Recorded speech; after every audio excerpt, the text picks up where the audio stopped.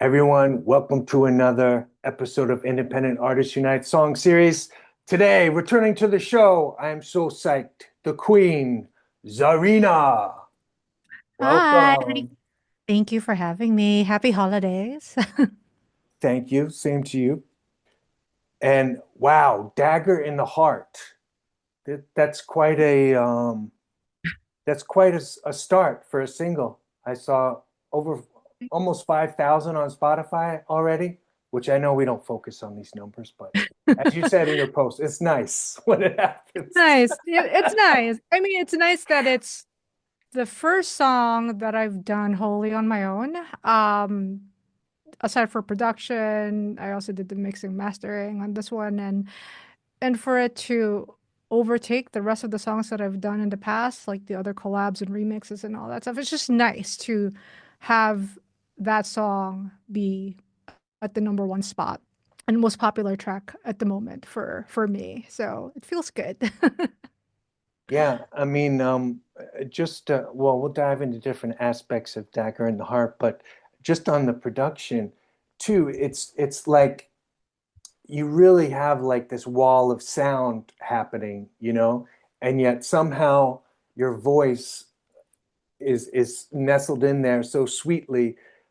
That's not easy to do. So I want to like take my hat off to you as a producer Thank because you. that I you I you you have a lot usually of moving parts there. I do. It's the same size as any typical Zarina production. I usually There's a reason why I usually send it out to my friend Vaughn to work on it because it is a lot and he has better Figure this machine. out.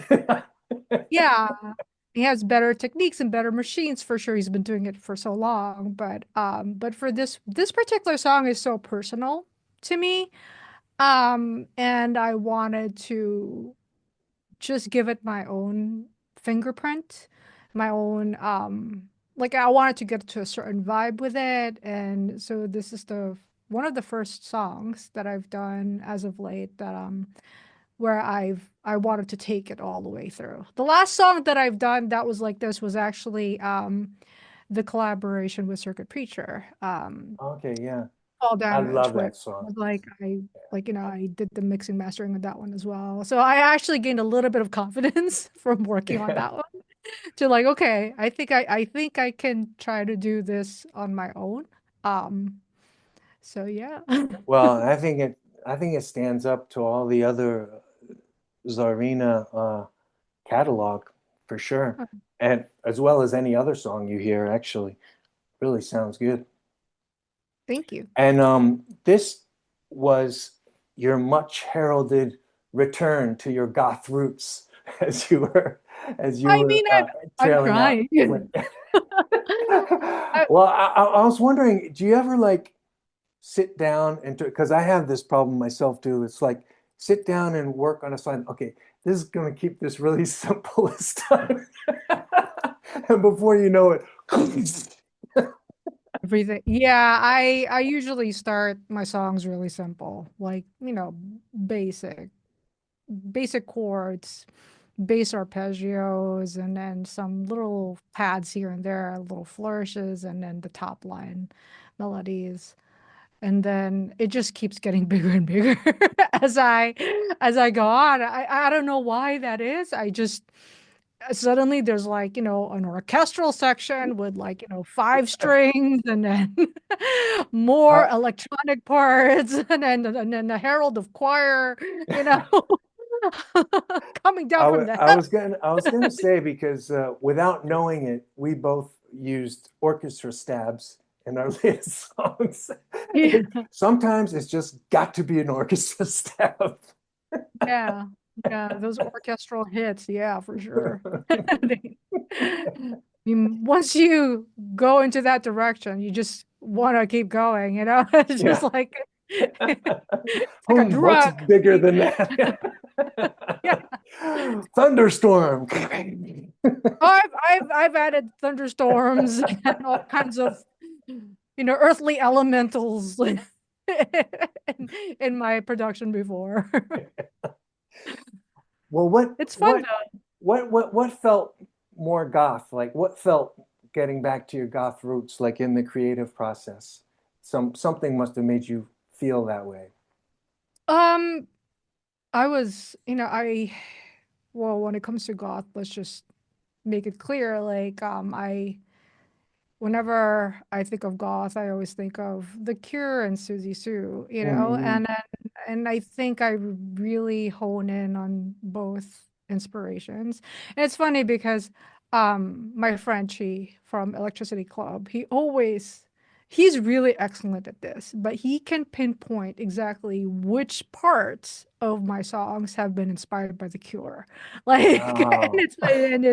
it would be subtle, sometimes obvious, but sometimes it would be subtle, and he's like, I know where that came from, But I no, I don't think I I just could pick that out at all, actually. That's quite a and discerning y- ear. Because I'm a yeah, huge Cure fan, but I don't hear it. I he's really feel credited. like your music is like No, very you don't. original. You don't really think of The Cure, No, no, when you no. listen to my music.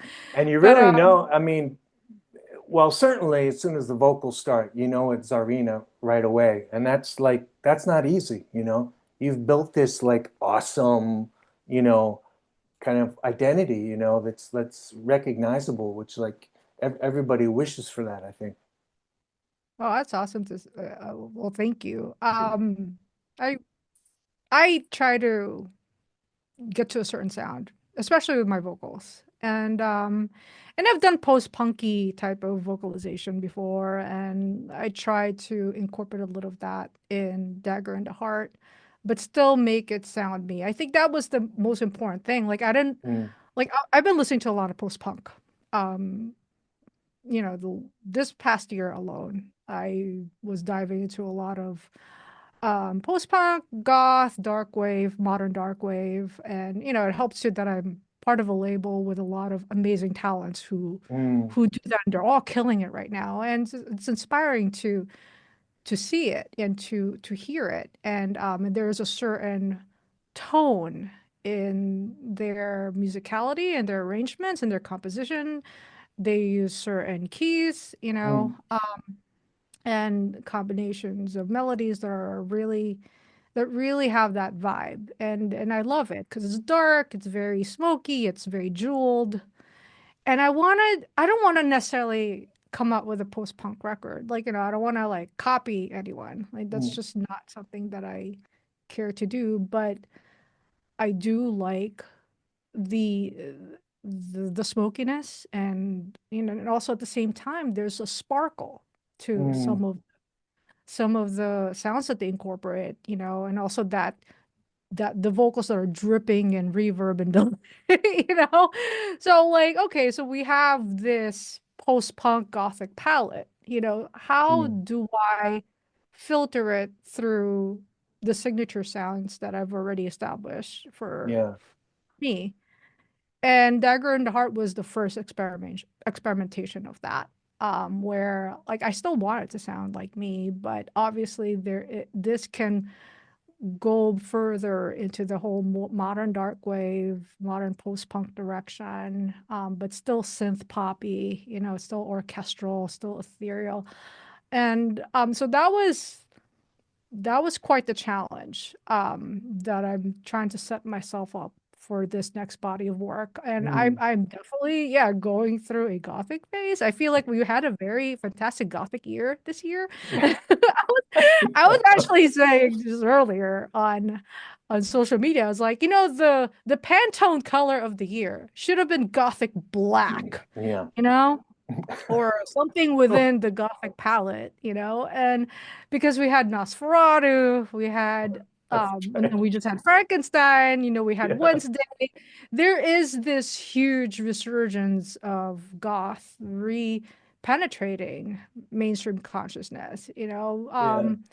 and not that I'm trying to ride the wave, but you just can't help but get swept by that, right? That there is this giant wave Yeah. of everything beautiful and dark and lush, and the aesthetic is so beautiful. So beautiful. And adjacent to goth, we're getting a lot of like medieval aesthetics, like, Mm. this year. Yeah. Yeah. And I didn't notice that. I was like, oh, this is awesome. It's so lush.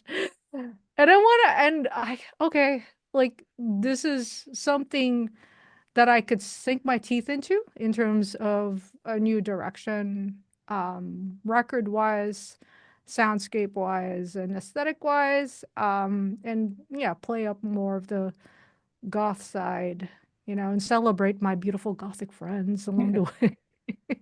So it sounds like you're really just kind of soaking up influences, and then it was just like put it into the Zarina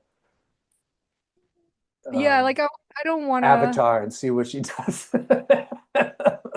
Right. Like, because it's not fun. I mean, that's just going to be such a huge deviation from what I'm doing if I just suddenly come up with a record that sounds exactly like Susie Steer or, The Yeah. Cure, Well, you know. I was gonna say, certainly neither Robert Smith nor Susie Sue are holding on to these Czarina notes. I'll just call them.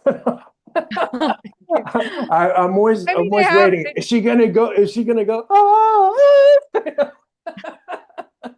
I mean, you're holding oh, those notes for a long time.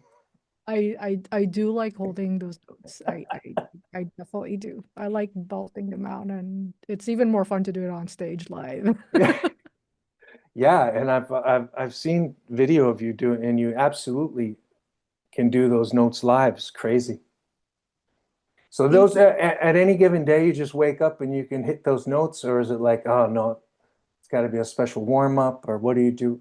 Oh, for sure, there's a special warm up. Like, and actually, I'm pretty bad with, most vocalists practice every day, right? Like that's their thing. That's their athleticism. I'm not. I'm such a lazy vocalist, to be honest. Yeah, it's like I pay for it sometimes, like I'm not one of those vocalists that, that would wake up and the first thing they do is, do their exercises, like, their Yeah, like, no, I only do that when I'm about to record, or if I'm playing a show, performing. Like, I would probably spend um a whole entire week going through the mechanics, like, going through like, how do you do this again? How do you like yeah, you're yeah. tying up the vocals, Well, the too, exercise? it's one thing to like hit those notes in like one song, so you know you have to do it early in the set. But when you put all your songs together, you got to hit those moments quite You got often.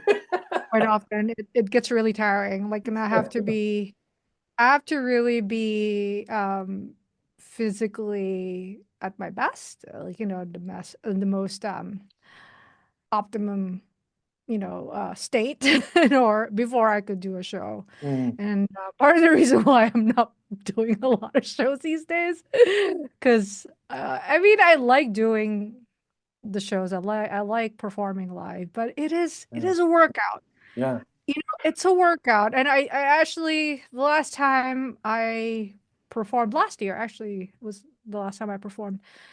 And I go through those sets and, going through those sets for a whole month, it would, like, I end up losing a lot of weight because Yeah, yeah, that's a lot it's of energy really, output, yeah. it's But hard on the I body. think you have like the ultimate thing going on because you have, these great followings on Spotify and on Bandcamp. And because I talked to you before, oh, you're gonna go out more live. So you said, no, I'll do a festival here and there. And I just think that's like if you can get away with that, if you've built up that kind of audience, it just seems like the ideal thing because you always know it's going to be a great crowd at these festivals and stuff, Yeah. and you can perform and have fun. But like you say, not do the grind of trying to do this set every other day or even every night.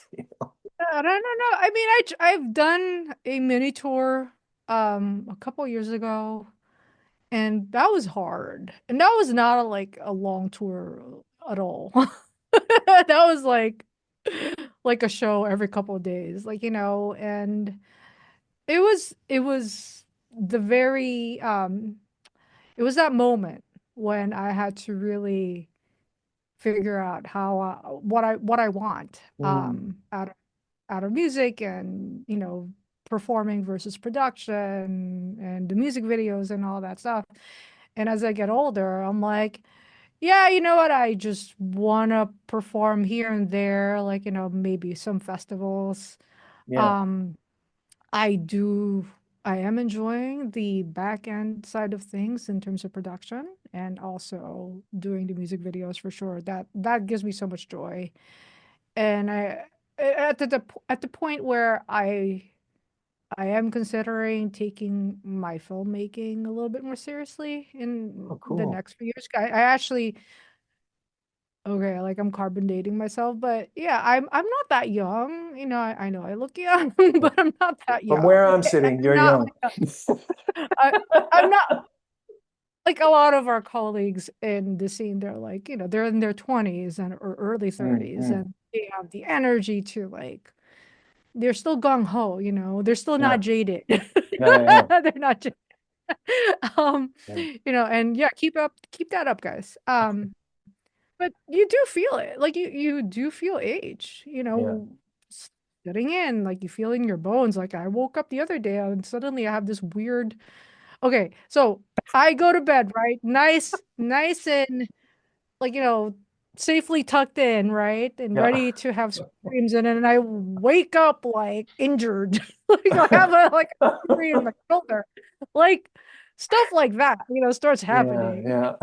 And then it's like, okay, this is I'm reality, I'm losing this It's, race. and it's not about the, it's not about the race, so much about like, how do I go about this as gracefully as I Mm, can? mm. Yeah. I am an aging artist, and I have to make considerations of like, okay, what my reality is and what were my physical state and all that stuff. So, yeah, and my whole point is just to maintain creativity, to continue creating, whether that's in music or films or, it's just creating art. That's the point of my existence, and I've come to terms with that this past year. I'm like, Mm, I'd just be happy, mm, you know, keep on going, making the music, making really cool conceptual records, making cool music videos. And if I could at one point in my life, as I get older, get to like a full length feature film type of thing, that would be like, yeah, like, that would be the goal. That would be such an amazing goal. That I get to also score. That would be, yeah, I'll be like, yeah, this is cool. I'd be so happy with that. Well, you mentioned there the videos, and I want to get into that for the video for Dagger in the Heart because it's like I was thinking today that this is going to be a strange comparison, but I was thinking that you're kind of like Ramstein to me or to the music industry because I know like even like hardened music professionals, they're like, what's the Ramstein video going to be for whatever comes out? And I feel the same way about every single you put out because you don't you don't throw a video up there real quick of this or that. You and your beloved Deadly Kawhi, I know works hard on them too, and they are just like epic masterpieces. I just love to see each one. I mean, I absolutely love visuals and creating those crazy worlds that just want to come out, world building. And Mm, that's part of the production of the song, actually. Like I feel like when I'm producing a song, all the visuals start coming to mm, mind. And I'm like, and sometimes like a lot of the crescendos that I put in the music, they're like they've been inspired by this visual or whatever I'm mm, planning on doing already for the music video. And it's amazing how they both go hand in hand. Um and to me that's just such a natural part. And I definitely enjoy putting these mini epics together. It's also like an exercise. Like every time we create a new music video, yeah, like I end up learning a new VFX technique, Mm. or like for example, in Dagger in the Heart, like in the treatment, we were like, okay, at one point, you're gonna end up fighting a giant boss demon. We're like, okay, we're just writing that in treatment. We're gonna figure out how we're gonna do that later, but we're just gonna write that down. We're just gonna like, okay, cool. At one point, boss battle, like final boss battle type of Final thing. boss battle. But like, by the time that we got to production, we still didn't know what was gonna happen. We still had no idea how we're gonna execute this. We're like, so we just went on, filmed the whole fight sequence. My husband was like, okay, the drone's flying, it's recording, do your thing. And I'm like, what am I doing? So I just start pretending that I'm fighting something, you know, and and that was really fun. And that was actually a lot of fun. I felt like I got a lot of aggression out of me. Like, I can picture you guys like editing the video and putting something together that's so cool, and you guys just keep high-fiving each other. yeah, yeah, we're kind of like that. We're very like we're huge nerds. Like you have to be such a huge nerd in order to do these kinds of things. Like you have to be really dorky, geeky, nerdy. Like, that's part of it, right? That's why Yeah. it's like it's awesome. Um, but by the time we got to editing, and I do all the editing. I actually did all the editing, all the VFX for this one. Oh, really? Yeah, the only thing that I couldn't do were the like hyper technical aspects, like the Mm. tracking, like Uh, those are hard things to do. So that's when Deadly Kawaii takes over. Like he does all the crazy hard parts that are really tedious, and but overall, like, all the aesthetics, everything, like that was I really tried to step up on this one. yeah. Um and also just to also give him a break because he a lot Well, of this could really burn you out. too, Um I wanted to mention like your sword fighting, which you do know how to sword fight, which is really cool. he taught me And all that. He's the master swordsman. I'm just a student. you're just a student. Okay. Well, um, but all that stuff and the imagery and everything is really like something that's become a trademark for you, I feel. And I just wanted to mention, we don't have to dwell on it, but that that perhaps someone thought you looked really cool and kind of took it on themselves a bit. And but I feel like I kind of feel like that was really important for you because you really like addressed it from an intellectual, perspective, like very even tempered. And I Yeah, thought that and was cool. that was I mean that's bound to happen, I think eventually. And I it's not like I necessarily gatekeep these things, like, these parts of what I do, because martial arts and swords are like a huge part of my world, and they Mm, really are. And it's like I take it seriously because it is a very serious discipline, and it's a serious part of my culture, of my and Deadly Kawaii's culture. We came from that world, so it's like I see people try to do the same, cosplaying it, yeah. and that's fine. But it's like, but acknowledge, like, where it all came from. And Mm, that's all, and that's all that matters is the acknowledgement. Especially when it's concerning someone else's culture. It's that yeah. culture sacred. Yeah. Yeah, but I wanted to thank you for like the posts you did around that time because it really made me think about it more too. You know what I mean? I think it's like yeah, maybe that's white male It's something privilege. I that don't know, needed, but yeah, it needed to be said, yeah. and for sure it's like that the other party didn't really um they didn't really get it. They didn't understand it, and that's part of their privilege, and that's where privilege really comes through, Mm. and it's like it sucks, but whatever, it's just something that needed to get addressed. I addressed it as best I can. They came forward. I never mentioned anyone or dropped Oh, anyone's really? name. Oh, okay. Yeah, but they came forward and talked to me about it, and I've expressed everything that I wanted to express over it. But obviously, they didn't understand it.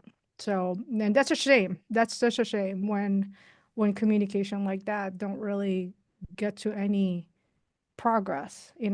Um, Well, so I'm just wondering, like, is the positive spin out of it like that you are like even more emboldened in these areas? You know what I meant? That's what's kind of like when I saw your posts over time. It just kind of like you just seem to be getting sturdier and sturdier, and you know what I mean? yes, that's definitely that's for sure. I represent a group of people. I grew up without that kind of privilege. I'm an immigrant, and we've had our fair share of struggles. So, and I know that people who look like me, who also belong to that sector, or certain parts of the world, they know what that is. They could relate to that. So I have to definitely be firm and make sure that I'm getting my point across. Mm, Um, and and I can't really control how others perceive it, but I have to keep my point across, and yeah, but I whether think you did such a great job because it was like no, really. I mean, because of course people can get into like the worst kind of bitching at each other on social media. That oh yeah, certainly no, I happens mean every day. that's But you definitely just took the high road all the way, and just kept stating the facts and with like a very even, temperament. And I thought I really looked up to that. I thought what's that was really very cool. great is that well, thank you. But what's also great is that the surprising amount of solidarity that I got from it, Mm, and from higher places too, mm, was really like that kept my faith in the community and the scene really like that solidified it. Like, yeah, you know what? I am part of an amazing community. I am part of an mm, amazing scene. There are amazing people who are really, you know, cultivating it, like, and shaping it. Uh, of course, not everywhere, but at least at the core, there are really amazing people who see it, who saw it right, and actually, they're the ones mm. who told me. Yeah, They're the yeah, ones who pointed it out, and that made me feel even more proud, that, oh, yeah, okay, I am rolling with a great group of people. So, yeah, yeah. yeah. Um, Thanks for bringing it up, though. I almost forgot about it, to be honest. well, to get back into Dagger in the Heart, we talked a lot about the music and stuff, but I asked you if you could read the lyrics because they're also really, it's also like very beautiful poetic lyrics that go with it. With yeah. Yeah, okay, hold on. Let me find it. Okay, here. Dagger in the Heart. Drifting through the velvet skies with a dagger in the heart, enveloping me. In the darkness, I begin to lose myself. Vespers of reality, wondering what has become of me. So lost and lonely, calling out to find my way. Starry nights, come and hold me, holding on till the light of day. Starry nights, come and hold me, holding on until I find my way. Floating in the dark seas, the tides washing over me. The cold still haunts me, all alone inside of my head. Sleeping through reality, wondering what else is there for me. The stars begin to pave the way. This is why I decided to stay. Starry nights, come and hold me, holding on till the light of day. Starry nights, come and hold me, holding on until I find my way.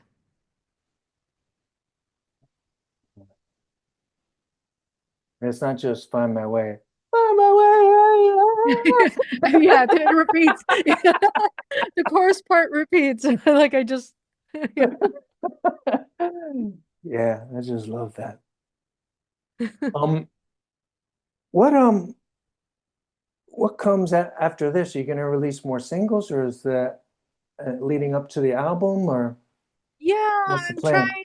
I am, well, right now there's this challenge or and I'm trying to step up to, do this challenge of releasing more. I think that's Mm, just like the normal now for musicians. mm, Especially for streaming. Trying to release more, a little bit more aggressively and consistently, which mm. is hard because like I'm not built for that. But Dagger in the Heart is the first single of a series of singles that I'm planning on releasing this coming year. I don't know how consistent I will be.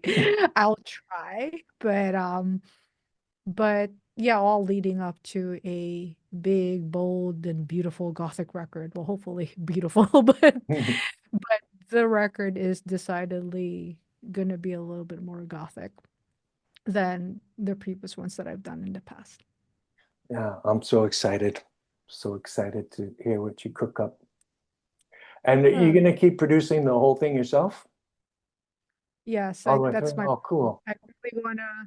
I really wanna give the whole record my own fingerprint and get to a very personal and stylistic vibe with this one. And yeah, I mean, I might still get the mastering for the vinyl sent out, you know. Oh, That's yeah. if I'm gonna release a vinyl, I still don't know. I I know just my I just recently found out after 45 years in the music business, if you can believe it, that that you master it differently for um, record than yeah, digital release. I didn't even know that. it's a whole different science. And Yeah. yeah, my first foray with vinyl was with Empire last year. And that was a whole different process. And it's actually really cool and it's exciting. But yeah, it's different. They shave a lot of low ends.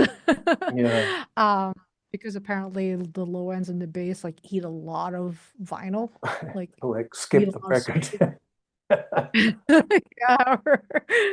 Well, Um, yeah, I wanted to praise you too for all the cool stuff because you had these like special edition vinyls and you do a lot of special things for your I do it fans. for my Bandcamp fans. Like I try to do something different for Bandcamp. So I am treating the distribution differently. Like the streaming stuff, they're getting like the basic. Like Mm, this is with whatever is the most commercial, type of tracks, and so that is set up into its own release, like, almost mm, separate from the Bandcamp release. The Bandcamp release is really where I really go all out, where I have like, extended tracks and additional tracks, bonus tracks, and I yeah, wanted to, I and think that's so cool. it plays more of an experience from start to finish, like, and it's nice to have the Bandcamp listening parties and everyone's Mm. they're experiencing the record with you from start to finish. I It's like was a there for movie. the last one. Yeah, thank you for being there. It's just fun. Like I feel like that's the Yeah, reason why we do this, And I yeah, don't want I feel like the whole streaming culture and playlist culture, I feel like um I think it doesn't have that kind of magic. It's a different kind of thing for sure. yeah. It's like the upper phase of community, a more intimate Yeah, community, even. Yeah, or to yeah, and I think the people who follow me on Bandcamp, they are there to really experience the project Mm. and experience the records. You know, they're not they're very active listeners. I guess that's what I'm trying to say. They're not Oh yeah. passive listeners. Yeah, yeah, yeah. Yeah. Well, thank you so much for taking the time to do this today. Zoom's going to cut me off in a couple minutes. I'm on the cheap version of Zoom. Um, but Thank yeah, you for having me. congratulations on this record. It's just like really great, really great, and I'm so happy for you that it's being received so well. It's a great launching pad for this whole next project, which I Thank eagerly await as well. I can't wait to hear the full record. And I'll be at that listening party too. Well, definitely something that I'm very excited about. Yeah, Um, yeah. thank Well, you so much. happy holiday season, You too. and I'll talk to you soon. Yeah. Big kiss.